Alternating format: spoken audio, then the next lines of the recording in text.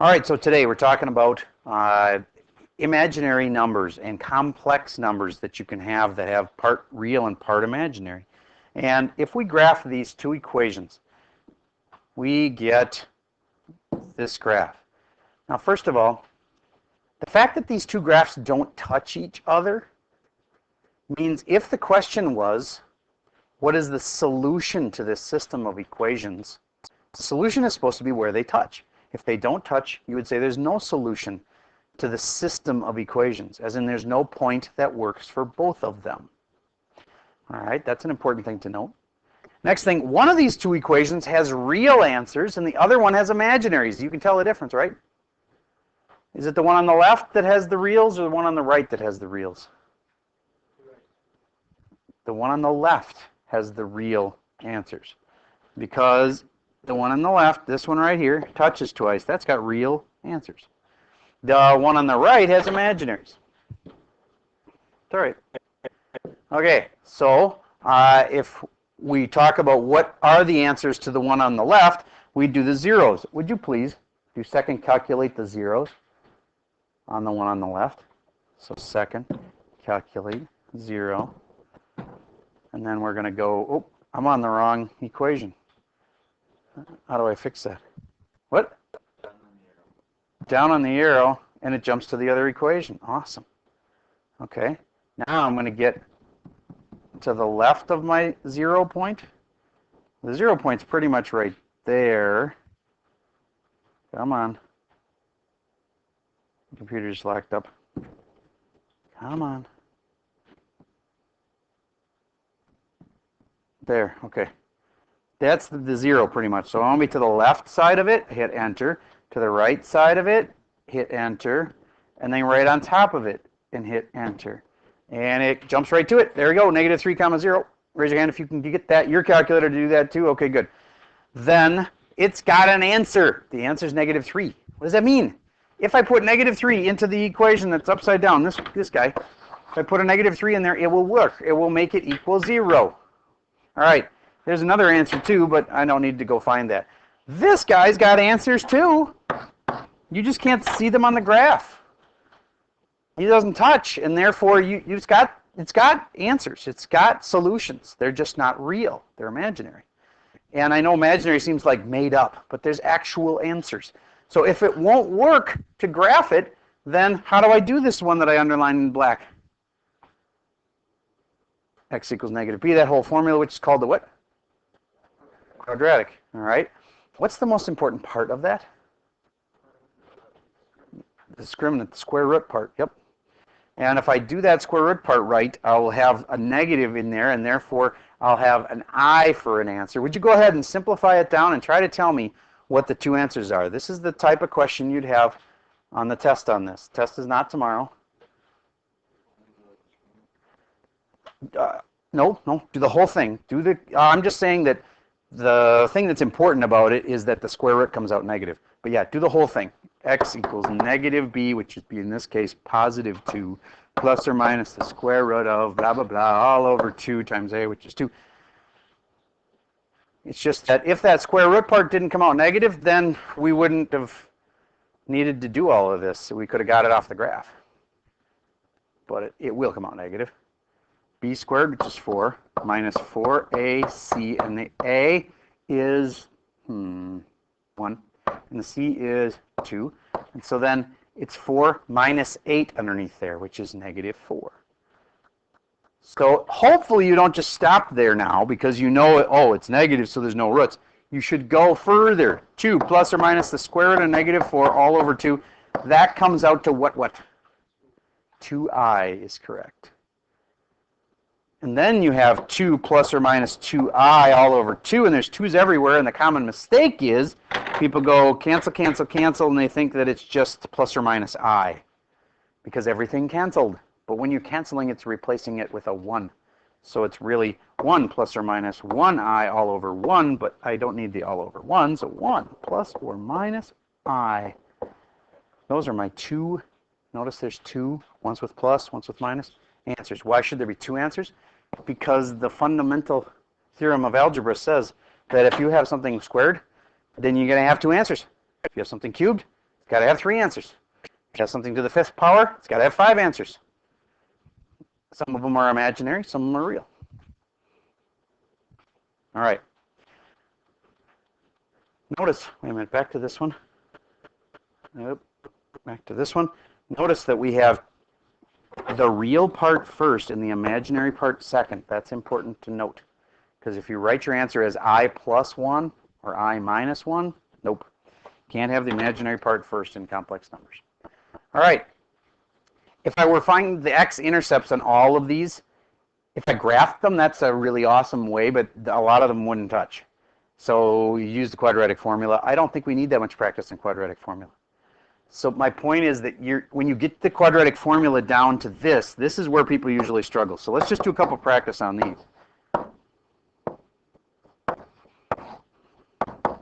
Try to simplify that for me.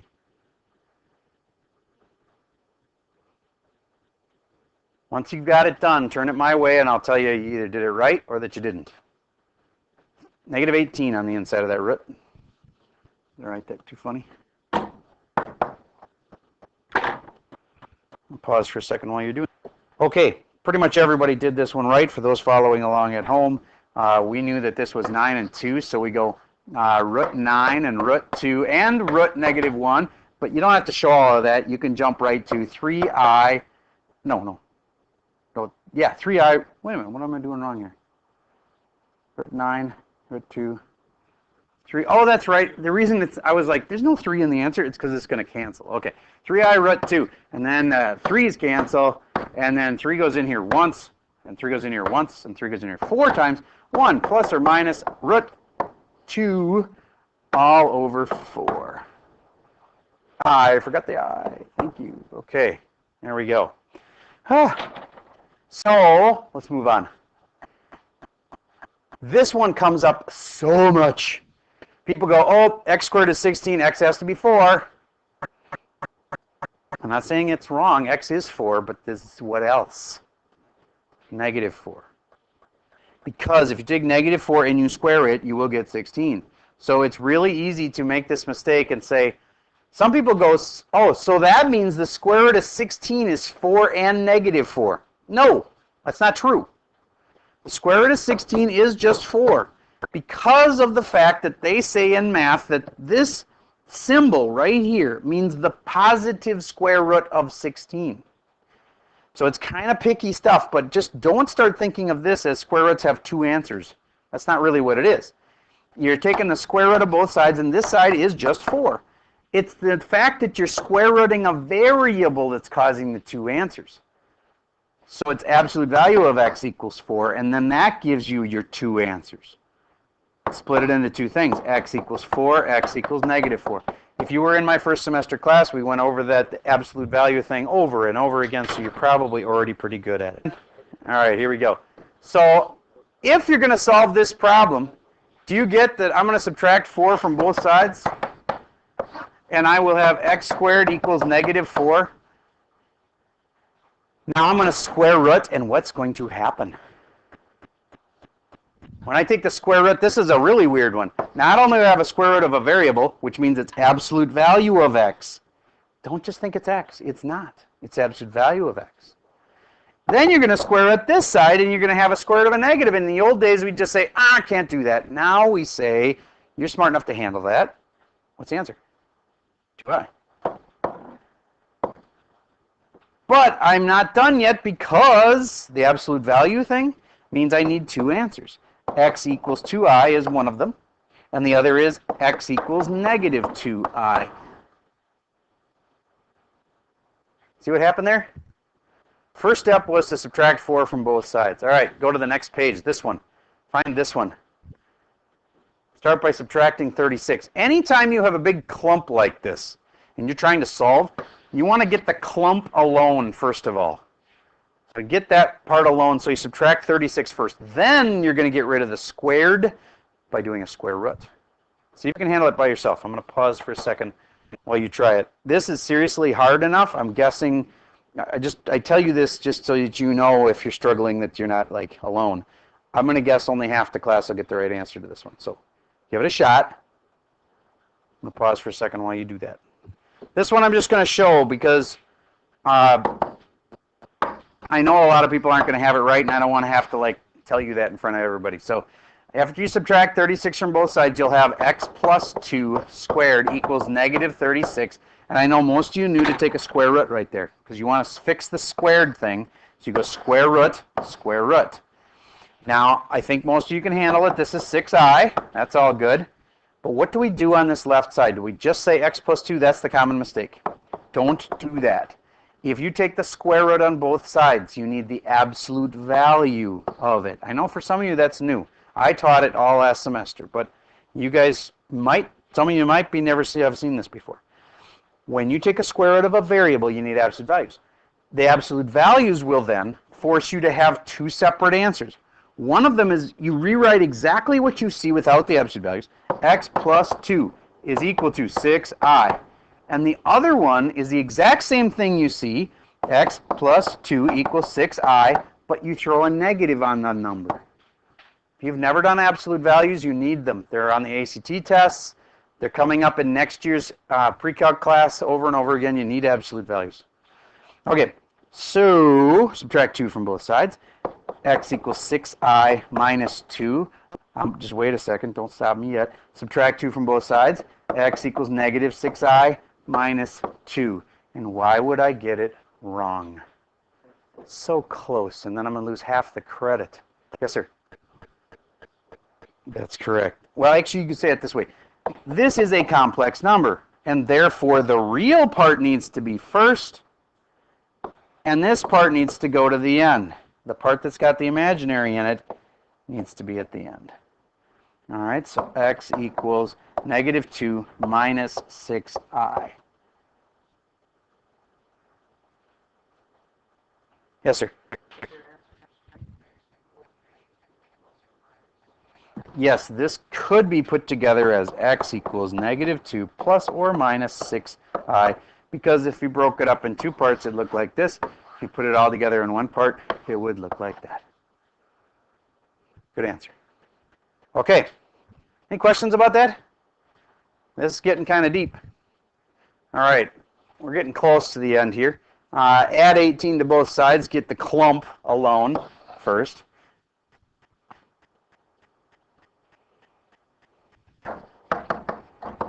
Divide by 3.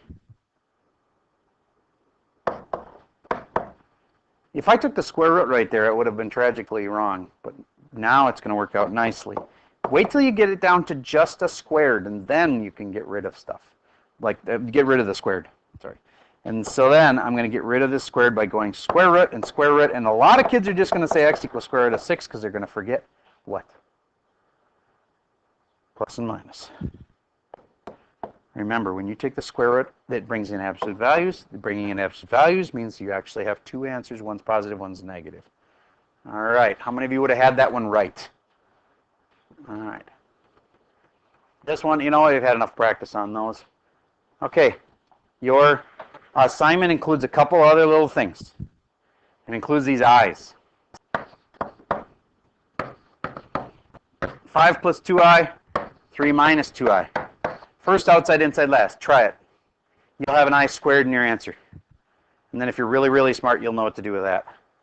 All I'm asking you to do right here is FOIL this guy. This is not one of the problems on your smartboard. So make a new page for it or squeeze it on some other page. First, outside, inside, last.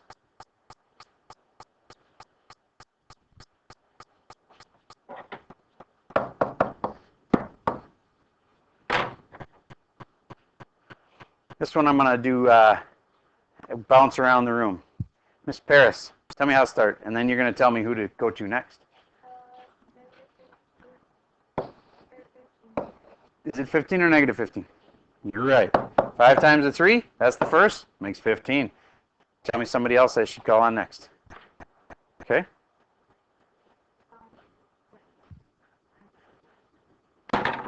Here's the outsides.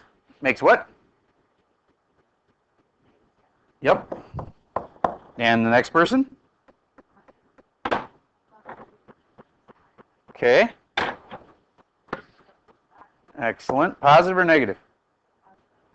Good. Next person.